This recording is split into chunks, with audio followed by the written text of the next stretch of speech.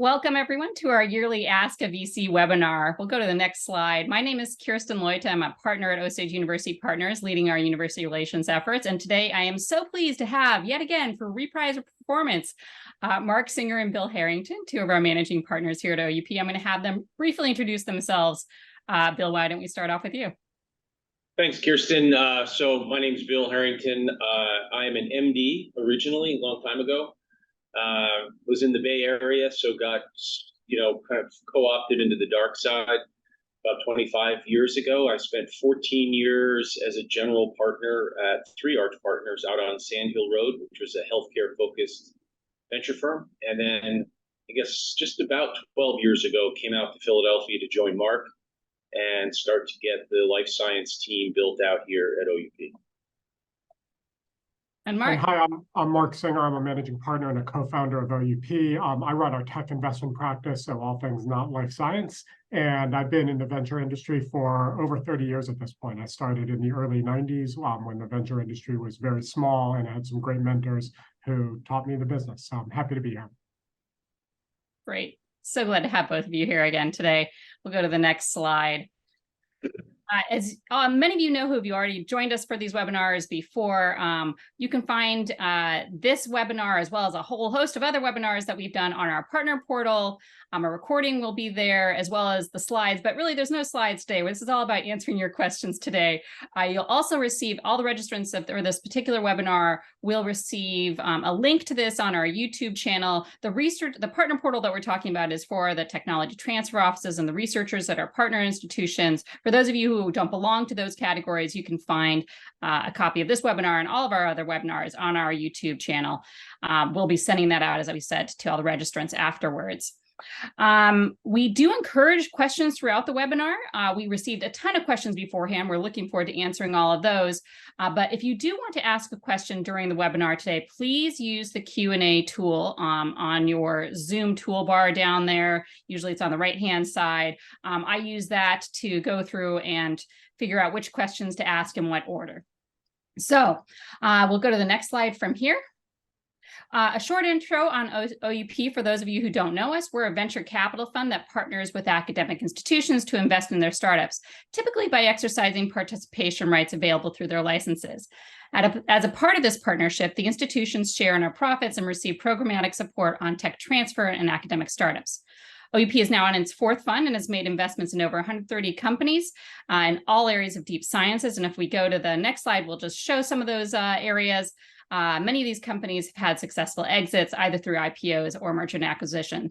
We're always happy to talk about our model with you. Please follow up with us if you have any questions. We'll go to the next slide. Our webinar will be divided up into the following sections today, which are the current investment climate in specific areas of investment, founders and entrepreneurs, investment operations and processes, and VC careers. We had questions in all of these areas, and we'll jump into those right now. So Marc, you can stop sharing the deck, and we'll jump into those questions. So first of all, let's talk, because I think this is on kind of on everyone's mind right now, talking about the past year in startup funding. What happened? How difficult is it really to raise around right now? And Bill, I'll start off with you on this particular question. Thanks, Kirsten. Yeah, it certainly has been a challenging year, and I don't know that it's changing necessarily looking forward. Maybe a little bit. There are some signs that things might be thawing. But, looking in the rearview mirror, it was a year of looking inward for venture firms, looking at their own portfolio of companies they've already invested in to be sure that they were adequately funded, because raising money for new investors, as many of you may know, has been very, very difficult. We have talked to our existing portfolio companies, as have other VCs, about skinnying down their cash burn and husbanding whatever cash they've already raised. It's been a year of bridge financing, so convertible notes and inside rounds. Most firms are trying not to take write-downs. So if you raise money at a lower price than you did before, all of the existing investors have to mark that company down. A lot of firms don't want to do that, particularly those that might be fundraising. So we've seen various funding mechanisms in place to finance existing companies. But for new investments and to go outside and look for new investors, it has been very, very difficult because those investors are looking at the money they've got left to invest and thinking, boy, the companies we've already invested in are going to consume more of the dollars that we've raised than we originally modeled or planned for. And that really caught many investors, if not by surprise, a little bit unawares. And so funds have been redirected toward existing companies versus new investments. And I think that theme is continuing today. Great. Mark, you want to? Sure, maybe I'll answer the same question, but differently around what's happened in different sectors, like over the last year. And I'll describe kind of three curves. One, what happened in life science, one, what's happened in deep tech companies, and then what's happened in climate technology companies, because they've all gone through similar arcs, but at different times. So life science was kind of chugging forward, doing great for a while, and really back to, I think, probably 2001, things started getting soft. We started seeing softness in public valuations and IPOs and private financing. And in 2022, things got really challenging there and have continued to be challenging in life science, although my sense, and Bill could comment more, is things are starting to pick up a little bit there. Then in like the deep technology world, things, and in particular, I'll call it tech, including software companies, the boom times continued for longer. And so even through 2022 until late 2022, companies were able to raise capital, things were going well. As you got into late 2022, we started to see the same thing. Public valuations come down dramatically. Private companies started having a harder time raising capital. And now in the tech side, we're still kind of lagging. Things are still hard in the tech side, although there's some areas that are doing okay. And then climate tech was the most lagged sector of those three. Actually, it had the most active fundraising on an index basis in 2022, even early 23. And now we're starting to see more challenges in the climate tech world. So there are these kind of natural curves of boom and bust cycles.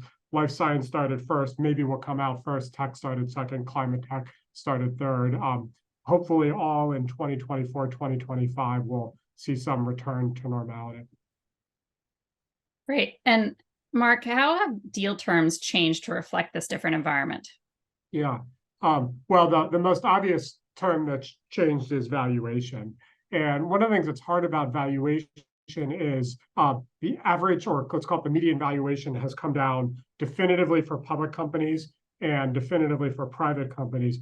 But you see a wide dispersion of valuations in the private market. So even though things are way down, you'll see some companies still raise money at very high valuations.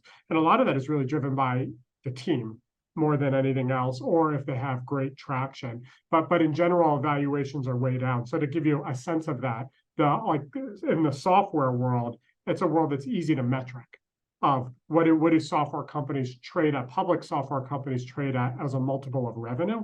And that generally flows through to the private side. And so if we go back to kind of early 2022, I think the median public software company was trading at something like 15 times current revenue. And now it's trading at something like 6 times current revenue.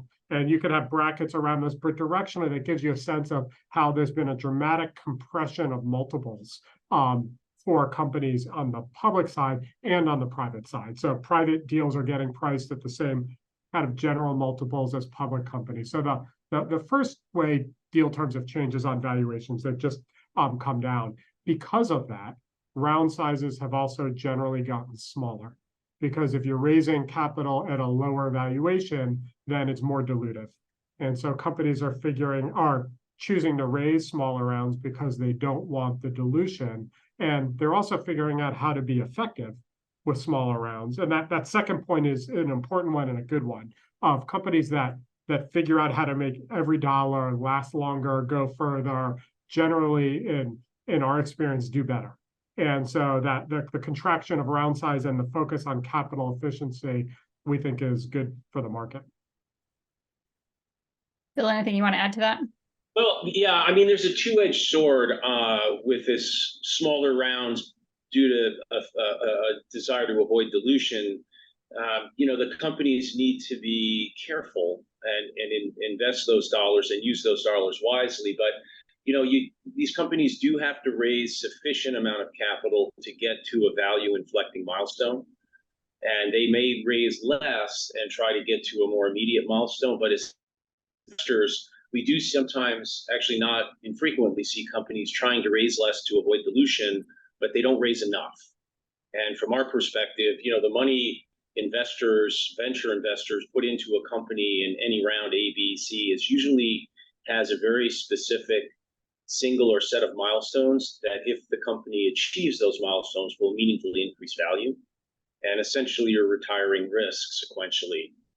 So when companies come to us sometimes with a skinny down financing plan, we need to look at that pretty carefully to be sure that they actually have enough to get to a milestone that will meaningfully change valuation.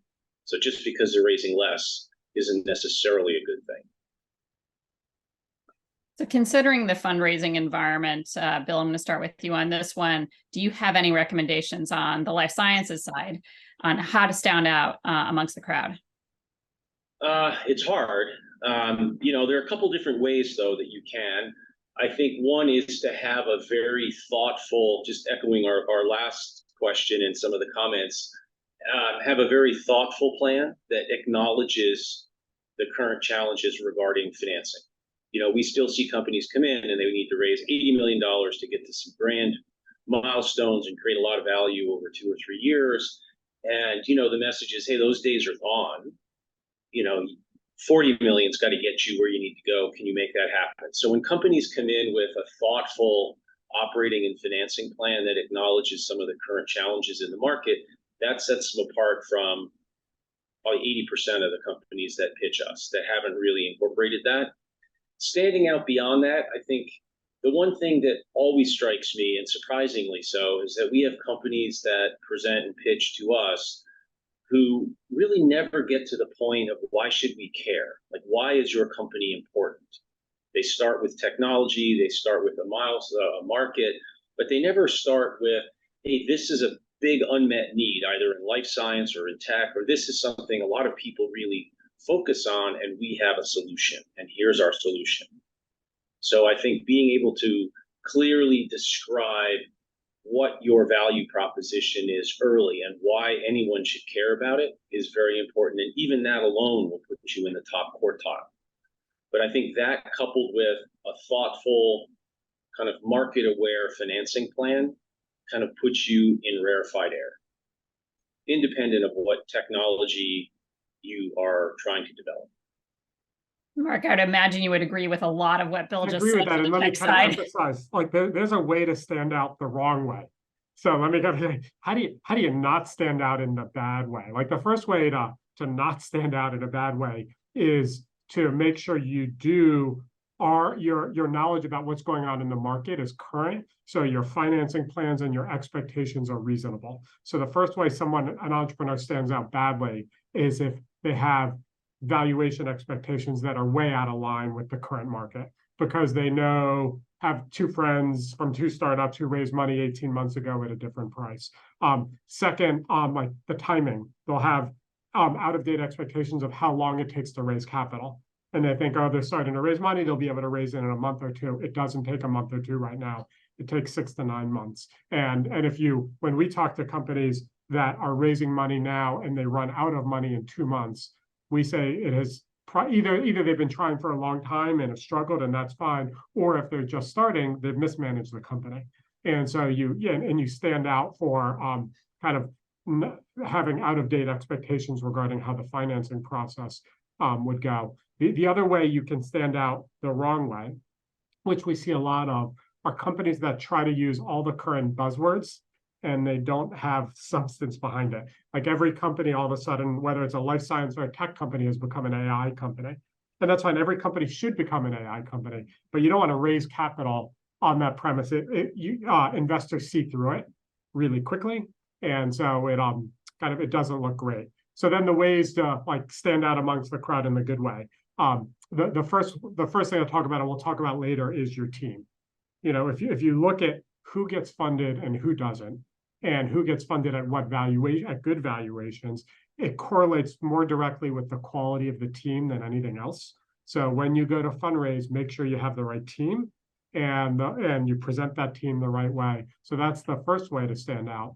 The second way to stand out is to have traction, which means whatever it is you're doing to get further along, as far along as you can, and in an ideal world, delay your fundraising as long as you can. So some companies find customer fund, they do joint development with customers, and that funds them for a certain period of time. Or you get various government grants that everyone on this call is familiar with.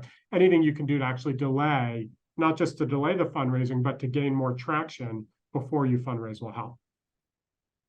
It actually leads me into a question from the audience, Mark, which is about accelerators and how frequently, for example, does OUP invest in startups that come from accelerators? And are there any apparent advantages of applying for an accelerator program before contacting VCs? And Mark, I'm just going to direct that one to you, I think. Yeah, there are definite advantages to going through an accelerator, in particular if this is your first time with a startup. So like there is just so much to learn. And again, as we come back to team later, one of the challenges is that people in academia feel like you could just learn it all, learn how to be an entrepreneur and on the job, and it's very hard. And there's a lot to learn. So going through an accelerator program helps that process and helps you learn quicker, not just from the content of the accelerator, but the shared experiences of all of the other participants in the accelerator. And so if it's your first time, I think it's a great thing to do. Some accelerators also provide a little bit of capital along the way. We strongly recommend it. And yes, we do invest in companies out of accelerators.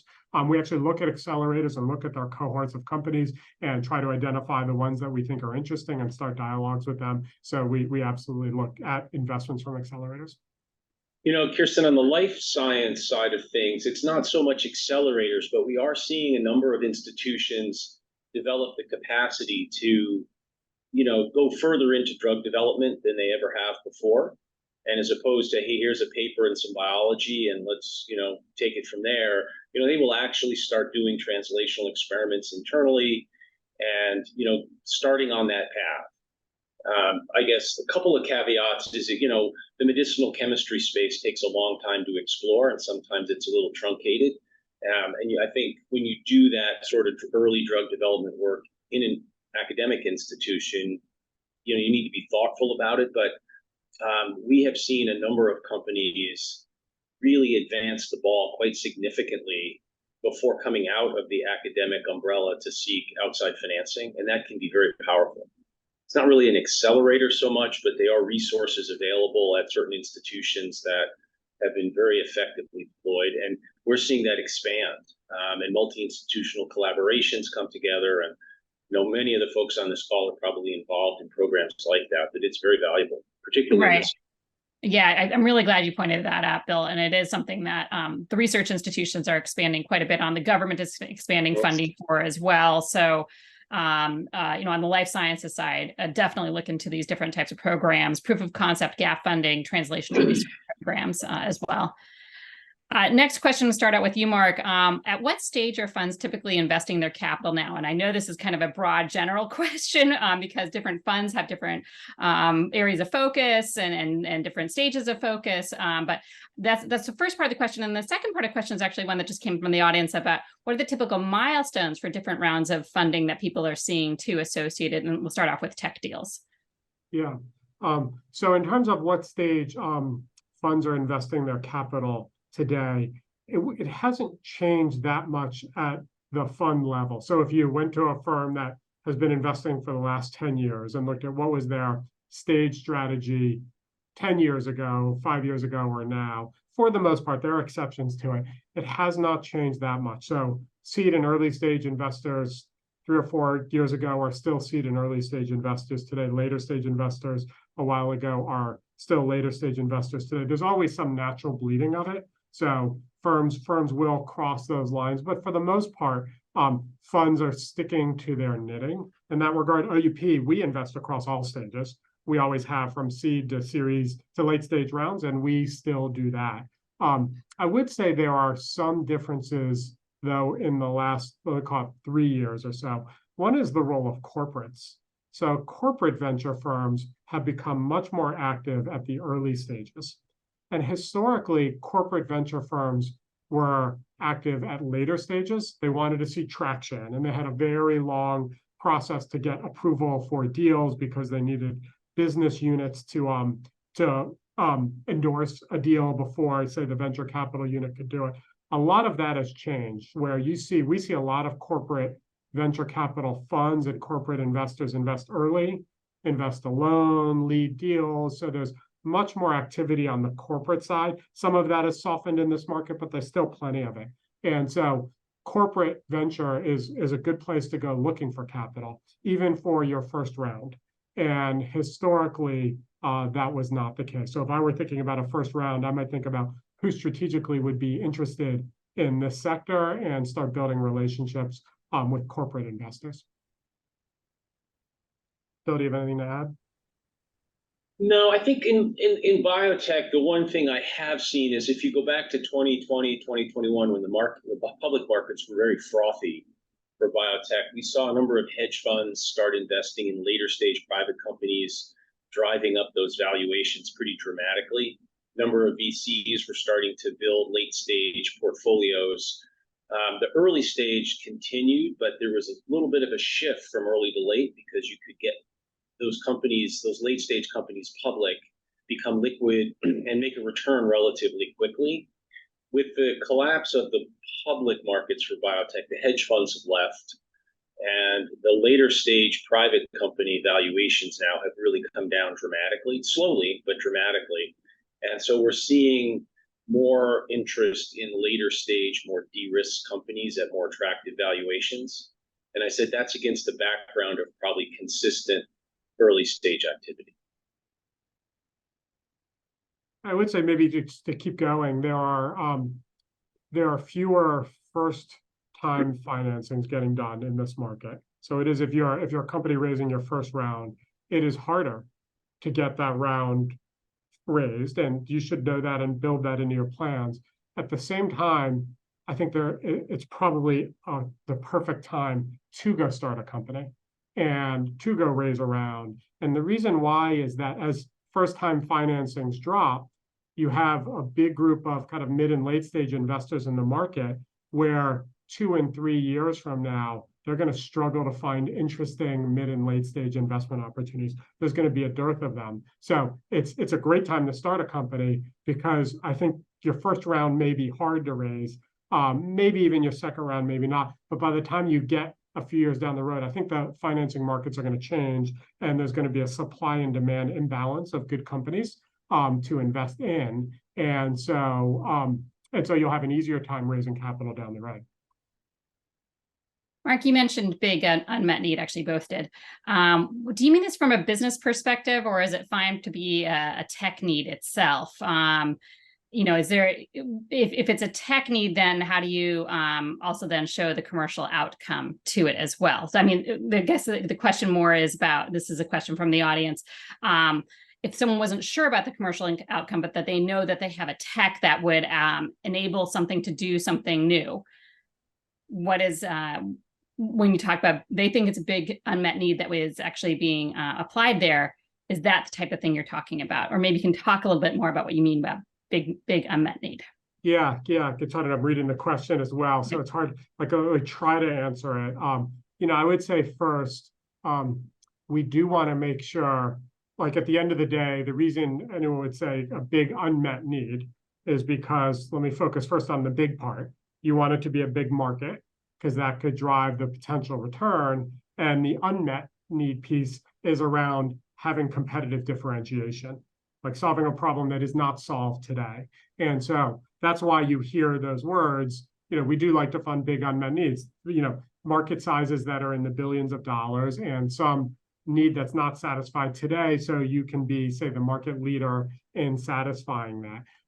That is not the only thing to satisfy and start a company. There are other ways to go about defining what is a good company. The big part never, from a venture standpoint, it always needs to generally be a big opportunity. And so we do a lot of market sizing to say if it's a big opportunity. It doesn't mean it has to be a big opportunity if you want to start a company. It only needs to be a big opportunity if you want to start a company and raise venture capital. So there are many, many great companies, many, many university spinouts that are great smaller companies that only need a little bit of money, and maybe you raise it from friends and family or an angel round, and you set it up to be a modestly sized exit, but you only raise a modest amount of capital. That's an okay path as well. That's a great path. It's just not what venture capitalists are looking for. So it does need to be big. And then on the unmet need piece, really you need to have competitive differentiation. And so it could be that you have great technology that gives you competitive differentiation. It could even be it's technology that where it's not satisfying a need today, and you need to go figure out what that need is. That is a hard journey.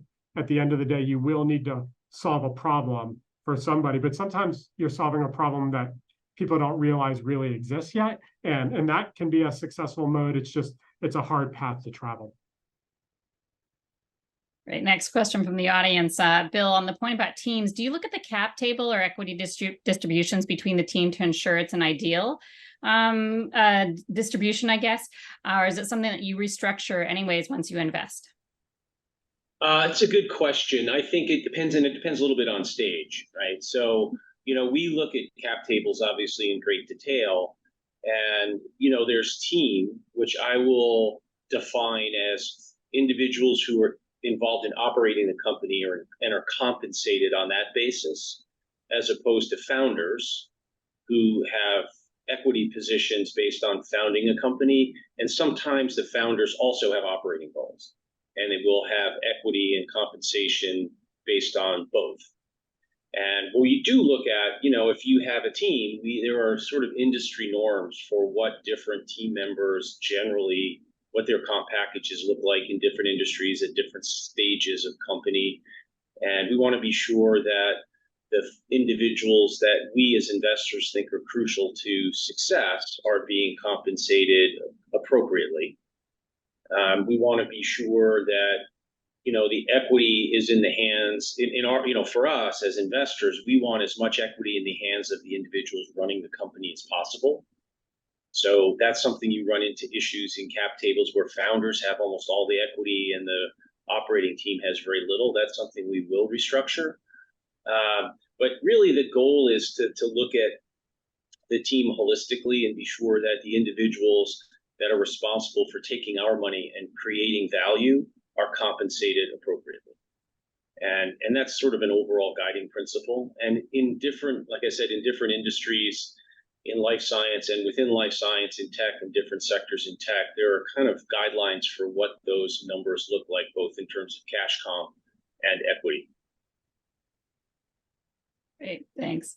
Mark, I'm going to ask another question that just came in from the audience here. From an industry agnostic perspective, in your opinion, what is the best general timeline and steps to take to get something from an idea to MVP to growth and to exit, over a general time? And I think that maybe this question is best answered too in thinking about how VC timeline works, especially if they are going to get a VC investment. Yeah, it's a good question because you want to know how to plan time, and you got to think forward. But it's a difficult question to answer in reality because every company's timeline is different. The most obvious statement is it always takes longer than you think it's going to. And so what's clear is you can't have an unrealistically short time frame. So I'll answer from a tech perspective. So I would guess the average time from company inception to MVP defined as minimal viable product, is probably 2 years. But it's very different if you're building a hardware-based company or a software-based company. Software-based company could be 9 months, 6 months. A hardware company could be 5 years. And so there are kind of wide ranges around that.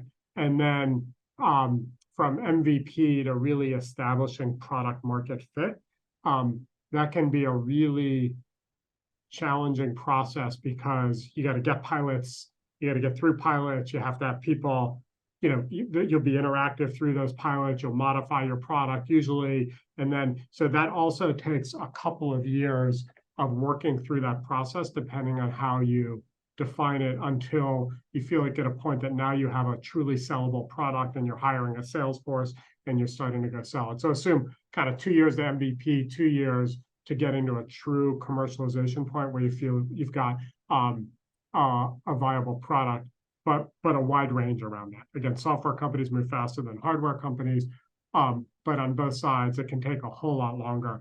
And in our portfolio, some of our best performing companies have taken a lot longer. They've taken a lot longer, but they've gotten to a much bigger point, and they will be more valuable. So that's okay.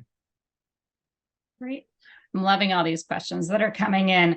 Bill, I'm going to move us on to more founders and entrepreneurs questions right now, just because we've already spent a half an hour on the on the investment areas. So, and this is a question that we get a lot about PIs as founders, and the roles potentially PIs could be playing in their companies. How do you help match a PI with a CEO, or even perhaps consider the idea of them potentially being an initial CEO as for the company, and where their role is best played as a PI? It's a question, a broad question we get a lot from our tech transfer colleagues, and there's not one answer, really. I think if you take a broad perspective on venture investments across tech and life science, very few PIs are effective CEOs. Many have tried, few have succeeded. As an investor, we are looking for management teams that are populated by individuals who have specific skills in each of those roles. And it's a rare university PI that has experience running a company. The question is, do they want to do that and keep their day job, which is very difficult, almost impossible to do? And then for the few that have left their position at the university to run a company, there are vanishingly few that succeed and stay in that role. They usually end up in sort of a chief scientific officer type role or leaving the company altogether. So it's not a road that I would suggest any PI take. I think if they are invested in their idea and their discovery, finding the very best management team to prosecute that idea is in their best interest and the company's best interest. That can be difficult to convince them of at times. I think talking to your investors or to a group of investors can help convince them, and we talk to PIs all the time about that. Some are hard over on it. Unfortunately, that will be a block for financing. A lot of VCs will not invest in companies that are run by the founder, a technical, scientific founder. Early days, that can sometimes work for a very short period of time, but that has to be clearly defined. I think in an adjacent area where we have seen some success, and this is true in life science and in tech, although I'll have Marc comment on tech, is where you have postdocs or others in the grad students in the lab who have the institutional knowledge of the underlying research, and they have come out and on occasion taken senior executive roles or even CEO roles in the early days and have been able to be successful. And we've got some data around that internally, and there's really a difference between a grad student, postdoc, and a PI, assuming the PI is kind of the lab head, and the subordinates just do better. But overall, it's not a great idea. And what we hear from PIs is, I know, when the time is right, I'll step aside. And the problem is that time is just never quite right. So when you do have a PI that wants to start in an organizational role like that, typically we would put a very strict time, bright line in terms of we're going to bring in an outside team when these translational experiments are done or something very early in development. Because once you get past that, it becomes very, very difficult to raise money with a PI running the firm or running a company. And we had a question about what a PI is for people who aren't in the academic world. It's a principal investigator. It's usually a faculty member, a lead faculty member at the institution. Marc, I'm going to ask you the same question, but I would also like you to comment on sourcing that CEO or early management people within the company, especially when you're not in perhaps the Cambridge, Boston area or the San Francisco Bay Area, et cetera, if you could also respond to that. Yeah. So on the first part of in general, PIs running companies, to be practical about it, often you're starting a company and you don't have an outside CEO. So it's just, it's whatever grad students are around, PI, maybe multiple founders. And you want to go get the company started. And it's okay to go ahead and start the company. And it's okay to be the interim CEO initially. And we've invested in a number of companies where there was an academic professor who was CEO, and they made it very clear at the start that they don't think they should be the long-term CEO. And when you act on that, believe it, and convince your investors of that, that's okay. And that way you can get the company going, you can make, conduct key experiments, and then go recruit an outside CEO. So what you want to do is you want to really believe that you, the academic, want to do what's best for the company, that it's probably best to have an outside CEO, and you want to convince your future investors of that. And that's a very good path. And so and that path has worked for us. So then the second part of your question is, how do you go find that person? Because in an ideal world, you would find the person before you raise capital, because it makes it easier to raise capital if you have a great founding team. It is very hard to do. And it's the process of building a management team is still to this day one of the most manual, time-consuming processes. We all live in a tech-enabled world, and other than using LinkedIn, finding great people and evaluating them is still a very manual, labor-intensive process. That has not changed. So you should absolutely use LinkedIn. So we use LinkedIn to find management team members or co-founders, and we will approach people cold. Just out of the blue, cold, and you can use LinkedIn and approach people cold. You use your network, you use your university. A number of tech transfer offices are set up to help their companies find management teams. The other thing you can do is you can actually start to build relationships with investors. So starting the process of raising capital itself can get you introductions to other co-founders. So sometimes we'll meet a company that's interesting, where we believe they need a co-founder. The founding team agrees. Let's say it's a CEO or a head of product, and then we'll use our network to see if we can identify somebody. And sometimes we're successful. With any individual firm, it's a low hit rate, but if you talk to enough firms, maybe you use the fundraising process to help build your network of management team members as well. Yeah, I think a number of venture funds that focus on company formation activities and early stage investing prefer to see some of these opportunities before you've built out a full management team, rather than build out, a B- team and then try to pitch that. And we've even done that, where we found a company where there's a scientific founder, maybe a couple of postdocs that are open to bringing in a new team. And that's much more attractive than having a bad team that you have to move out. So I would not shy away from approaching investors early in the process with kind of an open mind toward help us build our team. And Bill, your answer nicely leads to this next question from our audience, which is, and I think it's a great question, is what is considered a good team? As an investor, like, what is considered a good team? And then when you're looking at that CEO, is it okay if that CEO potentially is a non-technical lead CEO when they're going out and fundraising? Yeah, I'll tell you, there's a couple of questions like rolled into that. So I think the real answer is you need someone who has the experience of taking a scientific discovery through the early stages of development, whether in life science it's doing the identifying and conducting the translational experiments and starting to build the case for addressing an unmet need, building out the market size, building out the rest of the team. Their connections to CROs or clinical research organizations and other resources that you need to bring in, connection to and a credibility with investors, where, hey, I've done this before, here's my background, this is what I've done in the past. Somebody that can take over from a scientist. It doesn't have to be someone who's necessarily run a successful company before. Often it's the early stage CEOs or individuals who've been part of other efforts elsewhere, and they've seen what it takes, and now they've got that expertise that they can share. And often these companies go through several CEOs as they progress from a very early stage startup to a successful later stage company.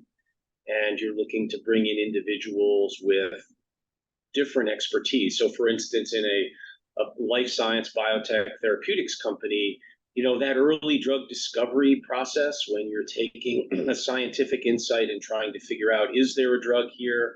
And how do we get that started along the pathway of drug development? Those early stage efforts require a very specific set of expertise. As you move into later stage drug development, when you may be starting clinical trials in phase 1 or phase 2, clinical trial design and clinical trial administration is a completely separate set of skills. And often you get another CEO at that point who takes over from the early stage development individual. And then arguably, as you get into really later stage and commercial opportunities, which is not super common in life science, but is in tech and is in medical devices, now you have a commercially minded, commercially experienced individual that can come in and take over from the regulatory clinical trial sort of stage for a life science company. So, you don't really have to think about, hey, we're going to bring in a CEO and that individual is going to run my company for 10 years and make it a huge success and be public. It just needs to get over the next few milestones. And, oftentimes those individuals themselves will say, look, I've been successful. We've got our approval for this particular drug. We need to bring in somebody to take it the next step. I'm going to go back and do this again. Great. I think that there's one commonality across all stages, in particular in a CEO, that we've learned some ways the good ways and some ways the hard way, which is they have to be a good fundraiser. And so in particular in a market like we're in now, where it's hard to raise capital, we see lots of teams that are very good at execution and operations, but can't fundraise. They're not good salespeople, struggle to raise capital, and it really hurts the company. And it's a shame that it's the case, but it is the case. And so whether it's an early stage company with a CEO who's optimal for that or a late stage company, they have to be a good salesperson in raising capital. And ideally they have experience raising capital, but if not, I would just evaluate them intuitively. Like, are they a good salesperson? Do they know how to sell? Because even in very technical companies where you want a technical CEO, they need to fundraise. And they often need to fundraise from people who are not technical. So they need to know how to do that. Great. I think this leads actually nicely into my next question, which is also from one of our current audience members, is what is one thing that a tech transfer office can provide to a startup so that they are better set up for receiving VC funds? And it may take you a minute to think, like, what is the one thing that you you either see tech transfer offices doing, or that you wish that tech transfer offices would do to help their startups, that starts coming out of the universities to be more successful? Marc, you want to start with that one? I unfortunately froze during your question. Oh, or you I'm sorry. Froze, so Bill, I don't know if you heard it because we're on the same internet connection, but if you heard it, what did you answer? So really, I broke off a little for me, but I think is what can tech transfer offices do to help their companies raise, not receive so much, but raise money? Raise VC funds, yes, sorry. Well, I think there's quite a few things, and many of our tech transfer colleagues do them already. But, the first is educating these companies on what the reality of raising VC money is all about. And, putting in place a business proposition, reviewing what their business proposition is to be sure it satisfies all of the things that we've been talking about tonight. Is it a rational plan? Is it appropriate for the current environment we're in? Are they raising the right amount of money? Are there things that are obvious that they should do before they go out? Do they have a team or someone who can raise the money? And whether that is a full-time or part-time person can vary sometimes. And then probably one of the biggest things that tech transfer office can do once you've got those building blocks in place is helping the startup teams identify which investors to contact and how to do that. It's remarkable to me how many pitches we get, over the transom where no one's taken the time to try to figure out how do I connect, through a warm introduction. And for an investor, that's like the first red flag. Like, okay, so this individual either doesn't have the capacity to kind of figure out how to do that. And doing that is difficult, but not as difficult as what they're going to face running this company. So, how do you find out, how do you get a warm introduction to an investor?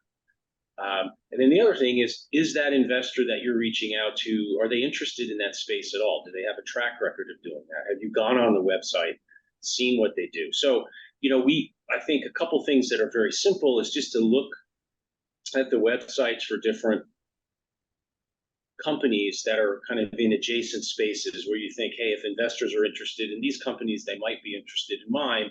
Figure out who has invested in those companies. Oftentimes it's public. If you look at the About tab and look at the board of directors, the investors will usually have representatives there. You can start to curate a list of, hey, these are VCs who are interested in my area. And then through your tech transfer office, usually you can figure out a way to get a warm introduction as opposed to just, a blast email.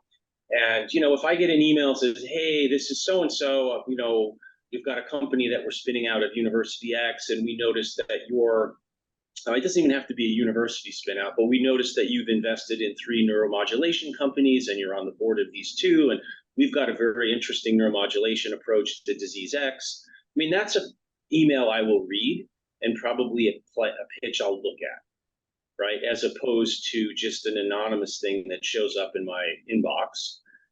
So that little bit of effort up front can pay huge dividends. And that's where I think a tech transfer office can help once they've done all of the blocking and tackling and making sure the business plan is right and the market's reasonable and the technology is described and the IP is fine. That's the piece that often gets overlooked. Great. Thank you, Bill. And I would add, I think there's one technical thing the tech transfer office can help with that Bill mentioned earlier, which is the idea of making sure the equity is in the hands of the people who are going to do the work going forward. So that often can get really messy and ugly around the financing later if it's not set up right up front. OUP has a webinar on this exact topic on founders equity, which you could find on a YouTube channel. But so you want to make sure the equity is split right with the people who are going to create value going forward. You also want to make sure you have vesting. And this is something that's often overlooked. So if you have equity in founders' hands who you expect to do work going forward, but don't, you want to make sure that you can claw back some of that equity. So often you give out equity up front, but they need to vest over 3 years or 4 years founders. And when you don't do that, somebody might get a big chunk of equity and walk away. And so it's a technical piece that's important and happens at the beginning. And the tech transfer office is often there at the beginning and can be helpful with that. Terrific. And someone also asked about pitching. We also have a webinar on pitching as well. We'll put that in the chat as well, just so you guys can see that. Since we have answered a bunch of these questions before. We love all these questions that are coming in. We are probably not going to be able to get to all of them within the 1 hour. We will stay an extra 15 minutes on and continue to answer questions until about 15 minutes after the hour. Still not sure where we'll get to every single question that's been put in here. Marc, I want to ask you what I think is maybe a good quick question, which is how do you, you mentioned sales and, the CEO potentially being a good salesperson, salesman, saleswoman, salesperson. How do you get to be good, to be trained, to be good in sales in order to raise funds? Yeah, I don't have a great answer. Some is just an innate skill set. So there are some people that are just better at it. They're charismatic, they're extroverted. So in some ways, some people just have it, even if they were never trained in it. But let's assume none of us have that, and we have a group of entrepreneurs that don't have some innate great salesmanship. How do you train them? I think the first piece is that they should go watch other people pitch. And there are a bunch of different ways to do that. You could go to all kinds of demo days for accelerators. You can watch public company management teams talk about their business. So you want to watch others. Universities have showcases, watch others and learn. Those won't all be good examples. There'll be good and bad examples, and learn from that. So that is one way. Second is to be thoughtful about how you structure your pitch. Like, what is your deck itself? Look at a lot of other decks, get a lot of feedback on it, iterate, like try your deck and then change it. Like when we fundraise ourselves for OUP, we have to fundraise also. We are constantly changing our materials based on what we're learning in real time in actual meetings, like what works, what doesn't. So I think you have to be very iterative about that process. You also want to get feedback. And then there's one extremely uncomfortable thing that is kind of effective, which is actually videotaping yourself and watching yourself to it. It's very uncomfortable to do. I'm uncomfortable watching myself, but it does help you. And so in particular, if you watch others pitch and then you watch yourself on video pitching as well, you can learn some things that you're doing that you didn't realize. Definitely lots of practice and getting lots of honest feedback, I would say as well. Okay, another question from the audience about pre-seed funding. What are typical round sizes and terms that you are seeing at pre-seed today? Bill, I'm not sure if this is as applicable on the life sciences side, perhaps as on the tech side, but yeah, I mean, seed is small enough. I think pre-seed is more a tech phenomenon. Yeah, I don't think. Yeah, and it's like as in all venture, there's like a wide dispersion of what you see. So, and similarly, a wide dispersion of what gets defined as pre-seed versus seed.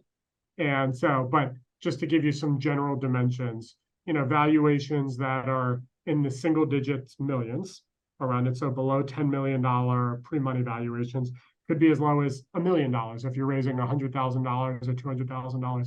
So a range of 1 to 10 million, financing sizes that are at the pre-seed level, $1 million or less. Usually at that point, there's not the kind of control provisions that you'll see venture investors later have. So you won't necessarily set up a full board then. There won't be lots of protective provisions. It'll be pretty simple. And then the last thing that you see at the pre-seed level are safes, which for those of, which is kind of like a convertible note. And it's an agreement that you'll invest now, but you don't know the price that you're paying now, that your money will convert at a future round, at the next round, at the next valuation with some discount applied to it. So maybe you convert at a 25% discount to the next round. So you still see a fair amount of safe rounds in a pre-seed round because it's hard to know how to value it. So basically you kick the can down the road and value it at the next round. Bill, a question from the audience that just came in. Do you need to disclose the relationship between co-founders to investors? And I have a feeling they mean like there's a perhaps spousal other type of relationship between the co-founders.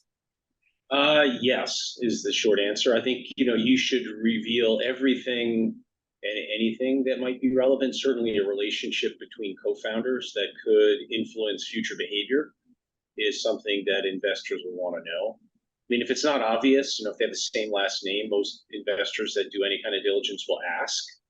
But if there is a relationship that's not obvious, you really should disclose it. I would disclose anything that may be relevant, because if they find out later and you didn't disclose it, that can create some very difficult situations. Right. It's really about trust, and investors want to trust the people that they're investing in. And therefore, you want to be as honest as possible about what's going on. And, I think a corollary is if there's anything that's an issue, just air that dirty laundry right away. Don't wait for someone to find it, because they will. And if they find it and you didn't air it, you've just lost your trust. And it's as in many aspects of life, trust in an investor-investee relationship is hard to recover once you lose it. Yeah. We see that all the time. Yeah. You never asked. It's like, well, I'm expecting you to tell me anything that could be relevant. Right. And they would consider relationships relevant for sure. Absolutely. All right, Marc, I'm asking this question of you first. What are the 3 most important criteria or factors in your due diligence process on the tech side? Yeah, number 1 is team, and team, like in particular on the tech side, is in some sense everything, because these companies evolve over time, the technology evolves over time. So you need a team that can develop great product, read the market, change when necessary, hire other great team members. So the team is everything for us. And kind of within that, not only are we assessing, let's say, the value of the founders, the value of the initial CEO, but also their ability to hire other people and to surround themselves with other people. So if the founding team has hired some others, we're very focused on the quality of those other people as a signal for how good are the people in charge at hiring a great team. So team very much is number one for us. Two is product, and I'll say product, not technology. Like, what is the product? What is the value proposition? What does it enable? How much better is it than what is out there today? So ultimately, it's like, what is the ultimate value proposition, and how great is that? At the early stages, that can be hard to know. And I would say generally, we have found that value propositions for products that are intuitive seem to perform better in the market than things that are like deeply complicated and deeply technical. And so the more your product and value and the benefits from it are intuitive, the easier it is to sell in the marketplace, the easier it is to fundraise off of. And then the third thing is the market size. And, is it a big enough market size to justify the right kind of return for us? And that's work. If you're a founder, you want to do that work yourself. Don't leave it like we do that own work on our side, but you don't want to leave us just to our own devices. You want to guide us, in particular if you believe it's a big market, and make sure we see what you've done to establish that it is a big market. Like we're in the middle of diligence on a company right now where the founders are saying it's a giant market because they went out about it one way. We're saying we're concerned it's a small market because we're going about it a different way, and that takes a lot of time and back and forth. And so the more you can have your ducks in a row on the company side to look at market size in a bunch of different ways, the better.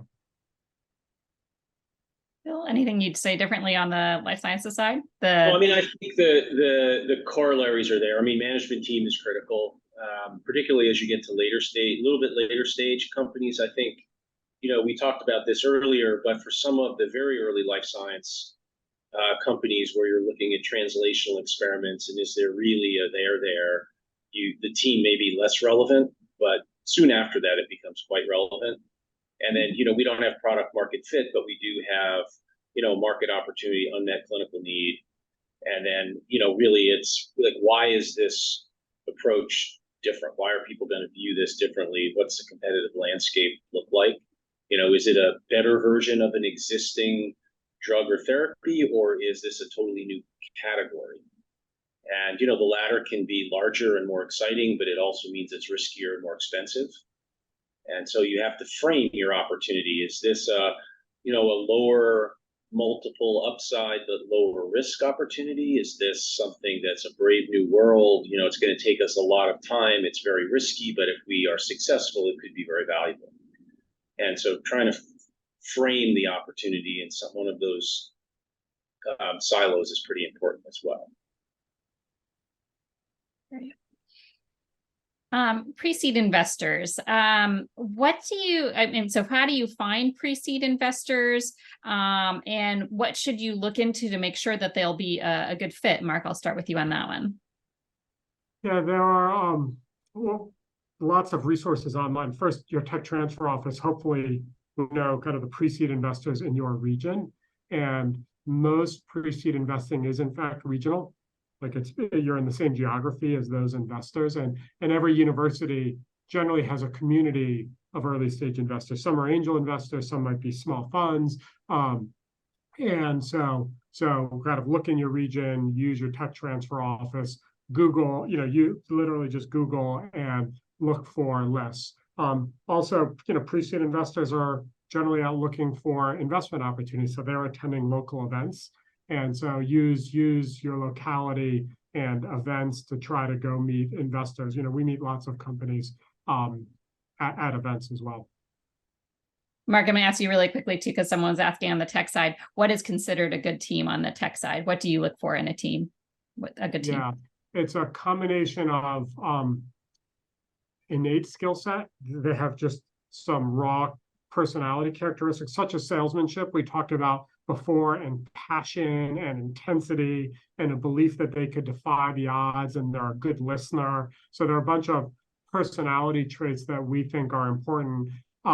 Second, experience. And the experience piece doesn't always have to be there. but it's better that it's there. And they don't have to be CEO. They have to, ideally, they would have relevant experience for what they're doing today. So most of our management teams, the CEO does have that, but not always. So sometimes there are some case studies where first-time CEOs make great CEOs because they have all the innate characteristics, including being a great learner, but they don't have experience. But ideally, they've been in the experience we would look for is they've been in a relevant startup in that domain, and that would be helpful. And then the third piece is that they work well with the team and work well with others. And so we watch the interactions a lot between team members. And I think the question too is also not just about the CEO, but the other team members. So it's part of it is them complementing each other as far as their capabilities, right? And what it is needed for the company at that time, but also that they know how to work well together. I think that's kind of what you're getting to with your answer. I think that's right. And in particular, we look like it's okay if there's not one star on the team, but for really great people. And some of the times we backed a CEO that had no experience was because they hired a bunch of direct reports that do have experience. So that's really important. The last thing I would say is often what's in a university tech spin out, often what is missing is somebody with product development experience. You'll have lots of people with technical development experience, but not product experience, meaning like how do you build an actual product that the market wants and how do you go listen to customers? And so when we're struggling to find a complementary team member, it's often that we're looking for a head of product to complement a technical person. Great, thanks. Bill, for biotech companies, does OUP invest in platforms or prefer to see platform technologies with specific assets in the pipeline? Good question. So we do both. As the question, I think, conveys, a lot of what we see coming out of university labs is by nature platform technology, a novel biology that has application in several different diseases. And we will invest in platform technology often before we have a lead asset that has gotten really far in development. That said, for a platform to really be validated, at some point you do have to have an approved or a drug in the development pathway. You have to show that your platform can in fact produce a drug. Too often we see platforms with like a swim plot of, here's our asset 1 and 2 and 3 and 4 and 5, all progressing slowly and at the same rate. You really need to pick a lead asset, and choosing that can be a bit of an art, right? It's not necessarily the asset that has the largest downstream potential market. Usually it's what asset can validate the platform in the shortest amount of time with the least amount of money. So you really do need to have both in mind, but OUP will invest in platforms, but we want to see how do we validate this quickly and as inexpensively as possible. Great, thanks, Bill. Marc, another question from our current audience on the point about trust. Founders and teams deeply believe in their product and want to tell a good story when pitching. Is this something you keep in mind when doing diligence on a company? For example, is it appreciated when the team clearly mentions the bad data issues early on versus only showing what is promising? Yeah, it's a really good, insightful question, because to be a good salesperson, you need to sell what's possible, and you need to sell the dream. And sometimes that glosses over something. So I would say there is a big gray area around how far you can go. To some degree, we expect management teams to be a little aspirational and to sell big and not tell us absolutely everything that's wrong. Because if we all saw the sausage making inside any given startup or any given venture firm, no one would invest in anything. So you do have to paint a good picture. At the same time, it has to absolutely be honest. And so first, you do not ever want to say anything that is not true. And second, you want to establish your integrity by actually giving a little bit of the bad and making it clear, it's not all good. And so you want to make sure that you are both direct and honest. You don't give a 100% positive picture, because then actually people will question your credibility a little bit. And then if there's a key fact that matters, let's say, for example, there's litigation on the company, you don't disclose it, or a family member in the company, you don't disclose. Some key factors Bill mentioned earlier, if you don't disclose that, that really kind of crosses the trust line, and then people will walk away. Thanks. All right, I'm going to move on to a few questions about the VC career, and then we're going to go back because we have about 10 minutes left and try to fill in some of these other questions that have come in. We haven't answered everyone's questions. We do have a lot of questions that have come in. But let's get to the ones on the VC career here. So in general, how, if someone's in grad school, how can they get started potentially if they're interested in a VC career? So let's say they're on the grad school on the scientific side. What are some good things for them to perhaps to do to look at a career in VC? And Bill, I'll start with you. Well, one thing to realize is most venture capitalists are leveraging a prior career. They were in a scientific role in a company. They were in a big pharmaceutical company. They were in a startup.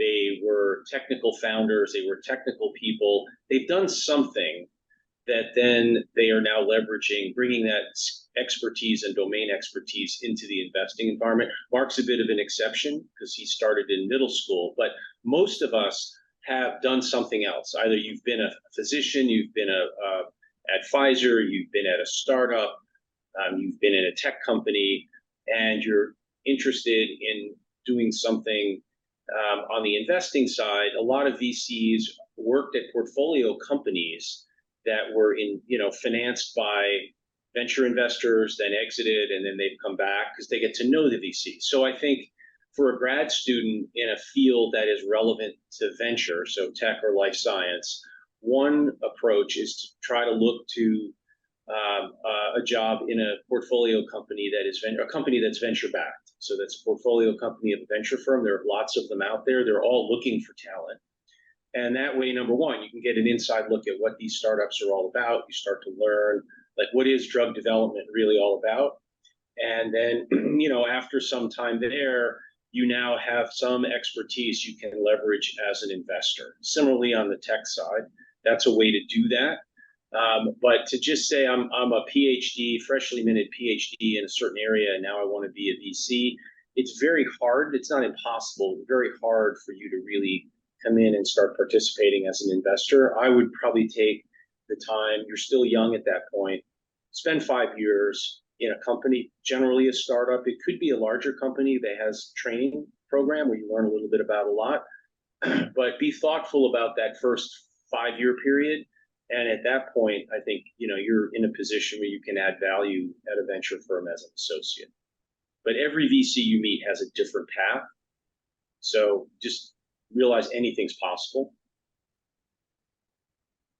Yeah, Marc, do you want to answer the same question? Well, the only thing I'd say is at some universities, they have very robust entrepreneurial ecosystems already. So we do see some PhDs engage in that ecosystem during their doctorate work. And so they're in startup clubs. They actually are interning at the tech transfer office. Some VCs have fellowships. And so there are things you can do during your PhD that leverage your university and the ecosystem you're in. So if you're really interested, do that. We have someone on our team now who's a recent PhD who did exactly that. And that helped us in hiring him. And so that can actually be quite effective. And it's usually doing more than one thing. During your PhD, really kind of going all in the startup world. Great. Thank you both. We did have a lot of questions on this area, but they were all very similar to each other. And just building off of what both of you said, I would definitely recommend going and reading the backgrounds of the people who are VCs and see what they've done. And maybe talk to some of them and understand how they made their career into the VC world. And then some people stay in the VC world, some people leave the VC world and move to different places. So it's all about, again, what we talked about before, getting to know people, getting those warm introductions, and understanding what it is that they did to build their career towards there. But a lot of it is having a lot of experience in different areas. I'd say.